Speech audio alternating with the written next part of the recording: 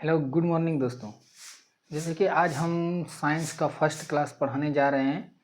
आप भी जानते होंगे दोस्तों कि कोई भी एग्ज़ाम रहे उसमें साइंस का जो है अधिकतर क्वेश्चन 10th तक ही रहता है और ख़ास करके 9th और 10th का ही आता है।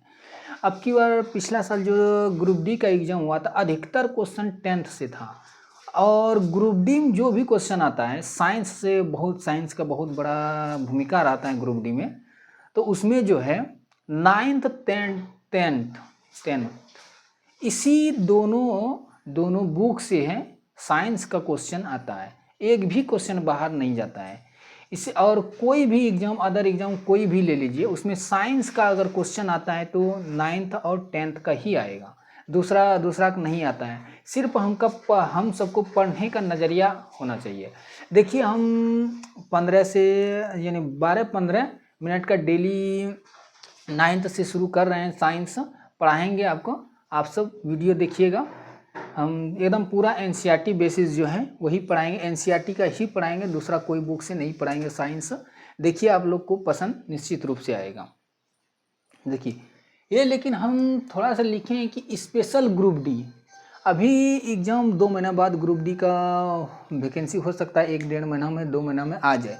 तो अभी से अगर आप साइंस को क्लियर कर लेते हैं 2 महीने में तो आपको एग्ज़ाम का प्रिपरेशन करने में बहुत आसानी मिलेगी। चल देखते हैं। जैसे कि 9th का पहला चैप्टर जो है एनसीईआरटी बुक का ही हम देख रहे हैं। तो हमारे आसपास के पदार्थ, जो भी चीज़ हम इस चैप्टर में पढ़ेंगे पदार्थ के बारे में ही जानने का कोशिश, बहुत ही पदार्थ की अवस्था क्या है इन्हीं सब बारे में पढ़ेंगे। चलिए देखते हैं। जैसे कि हमको पहले पता होना चाहिए पदार्थ क्या है। जैसे देखिए अगर हम 9th वाले को बच्चों को अगर पढ़ाते तो पदार्थ का पूरा परिभाषा बताते, लेकिन आप सब तो पढ़ के आए, सिर्फ आप सबको याद दिलाना है कि ये चीज़ था। इसीलिए पदार्थ क्या किसको बोलता है कि जो भी चीज़ हमको दिखाई देता है और जितना भी चीज़ है जो नहीं भी दिखाई देता वो पदार्थ है। लेकिन शर्त है कि पदार्थ वह चीज़ जिसमें कोई द्रव्यमान हो, कुछ ना कुछ स्थान गिरता हो, तो पदार्थ कहलाती हैं। अब देखिए पदार्थ कणों से मिले, पदार्थ जो है बहुत सब छोटे छोटे कण से मिलकर बना है। कोई भी चीज़ जो है किसी न किसी छोटे छोटे कण से मिलकर बना है। जैसे हम सबका शरीर ले लीजिए, कोशिकाओं, बहुत सब कोशिकाओं के समूह मिलने से हम सबका शरीर बना है। अगर कोई चीज़ आप देखिए तो वो एक पदार्थ के एक बहुत छोटे भाग से बना है जिसे हम पदार्थ के कण के नाम से जानते हैं। तो सभी पदार्थ जो है दुनिया में जितना भी हमको दिखाई देता है और नहीं भी दिखाई देता है तो वो सब किससे बना है? कणों से मिलकर बना है। अब देखिए इसमें लिखा है पदार्थ के ये कण कितने छोटे हो सकते हैं। तो पदार्थ का ये कण जो आप जो है इसी तरह नोट से बनाइएगा, अपने आप आपको याद आते रहेगा। जो भी इम्पोर्टेंट क्वेश्चन पूछने वाला रहेगा हम आपको बता देंगे। जैसे पदार्थ के ये कण कितने छोटे हो सकते हैं, पदार्थ के ये कण इतने छोटे हो सकते हैं हम इसकी कल्पना भी नहीं कर सकते। जैसे एक बात देखिए, यदि अब हम यानी किसी छोटा बाल्टी ले लिए, उसमें कोई डिटोल डाल दिए, ठीक, और उस बाल्टी से एक गिलास पानी निकाल के दूसरे बाल्टी में रख दें, फुल बाल्टी अगर पानी है तो उसमें भी डिटोल का महक जाएगा। अगर फिर इसी तरह और हम चेंज करते जाएं तो उसमें भी डिटोल का कुछ ना कुछ महक जाते रहेगा।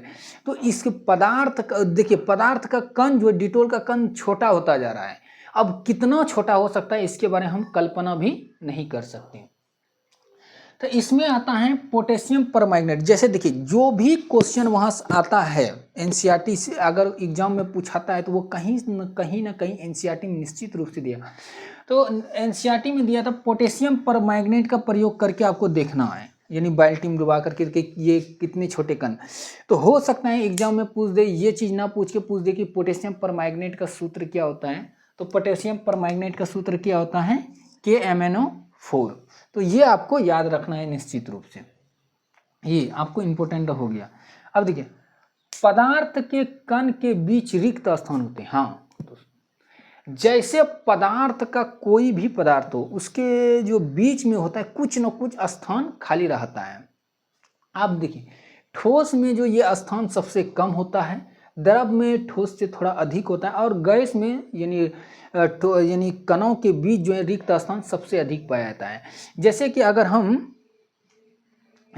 किसी अगर माने ठोस पदार्थ को अगर हाथ लेकर के ठेलें तो उसमें हमारा हाथ नहीं जाता है। इसका मतलब है कि उसका जो कण है एक दूसरे बहुत जो यानी रिक्त स्थान बहुत कम है। यही अगर द्रव में हम डालते हैं इस तरह हाथ, तो मेरा हाथ चला जाता है अंदर। इसका मतलब उसमें कुछ ना कुछ स्थान खाली है। यही अगर गैस में जाता है, आप देखते हैं कि गैस में हम सब तो हरदम टहलते रहते हैं, हम सबको कुछ महसूस नहीं होता है। इसका मतलब है गैस में सबसे ज़्यादा रिक्त स्थान पाया जाता है। अब देखिए बोल रहे हैं पदार्थ के कण निरंतर गतिशील होते हैं। हाँ, पदार्थ का जो भी किसी भी यानी कोई भी अवस्था रहे पदार्थ का, उसमें जो कण है निरंतर गतिशील रहता है। आप इस भाग का एक प्रयोग करके आप देख सकते हैं कि अगर आप पानी रखे हैं किसी बाल्टी में और उसमें डिटोल डालिए तो ये देखिएगा अपने आप हर जगह मिलने लगता है। ये कैसे मिलता है?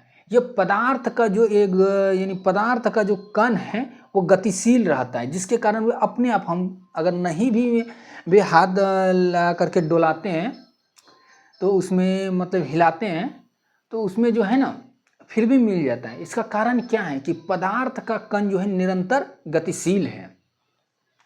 और ये जो पदार्थ का कण जो है निरंतर गतिशील, यही कारण है कि अगर हम देखिए कि हम यानी किसी दूसरे के घर में अच्छा खाना बनता है तो हम महक से महसूस कर लेते हैं कि उसके घर के यहाँ अच्छा खाना बन रहा है, या किसी चीज़ का गंध हम दूर से ही ले लेते हैं। इसका कारण है कि उस पदार्थ का गंध का जो कण है वो वायु में मिल गया, और वायु का कण जो है निरंतर गतिशील है। देखिए हर पदार्थ का कण जो है निरंतर क्या होता है? गतिशील होता है।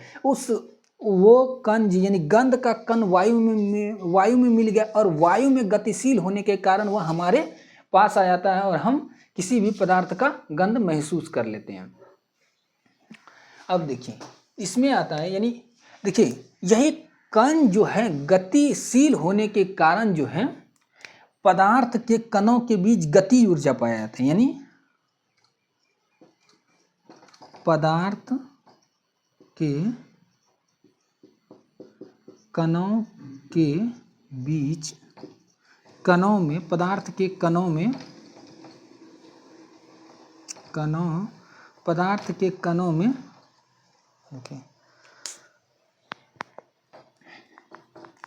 पदार्थ के कणों में गति ऊर्जा पाया जाता है। गर्म करने पर बढ़ जाता है। अब देखिए पदार्थ के कणों में जो है गति ऊर्जा पाया जाता है। यही कारण है कि जब ऊष्मा देते हैं, किसी भी पदार्थ में ऊष्मा देते हैं, मतलब हीट देते हैं यानी या गर्म करते हैं, तो उसके गति पदार्थ के कणों की गति ऊर्जा जो है ना वह बढ़ जाती है। यही कारण है कि जब हम पानी को गर्म करते हैं तो उसे जितना भी हम आग देते हैं उसकी गति, उसमें जो कणों के बीच जो है गति ऊर्जा बहुत बढ़ने लगता है। एक ऐसा पॉइंट आता है कि कणों के बीच गति ऊर्जा इतना ज़्यादा बढ़ जाता है कि कण एक दूसरे से अलग हो जाते हैं। अलग हो करके क्या होता है? गैस बन के वायु में चला जाता है। यही कारण है। अब देखिए विसरण, ये आपको समझना जरूरी है। विसरण जो है ये आपको केमिस्ट्री और बायोलॉजी में बहुत ज़्यादा इस वर्ड का आप प्रयोग। विसरण क्या है? विसरण जो है विभिन्न पदार्थों का कण जो होता है, विभिन्न पदार्थ के कणों का स्वतः मिलना ही क्या कहलाते हैं? विसरण कहलाते हैं। विभिन्न पदार्थ के कणों का स्वतः मिलना ही क्या कहलाते हैं? विसरण। ये परिभाषा आपको याद रखना। अब देखिए पदार्थ के कण एक दूसरे को आकर्षित करता है, यानी पदार्थ का कण जो है, यानी पदार्थ के कण एक दूसरे को क्या करते हैं? आकर्षित करता है। पदार्थ का कण जो होता है एक दूसरे को इस तरह पकड़ के बांधे हुए रहता है। ठोस में जो है यह आकर्षण बल सबसे अधिक होता है, द्रव में उससे कम होता है और गैस में उससे भी कम होता है। अब देखिए पदार्थ की अवस्थाएं। मुख्य रूप से पदार्थ की जो 3 अवस्थाएं हैं, यानी मुख्य रूप से 3 अवस्थाएं हैं, और अभी तक जो पदार्थ की टोटल 5 अवस्थाएं खोजा गया है, जिसमें से चौथा अवस्था जो है प्लाज्मा है, प्लाज्मा, और पांचवा अवस्था जो है, पांचवा अवस्था बोस आइंस्टीन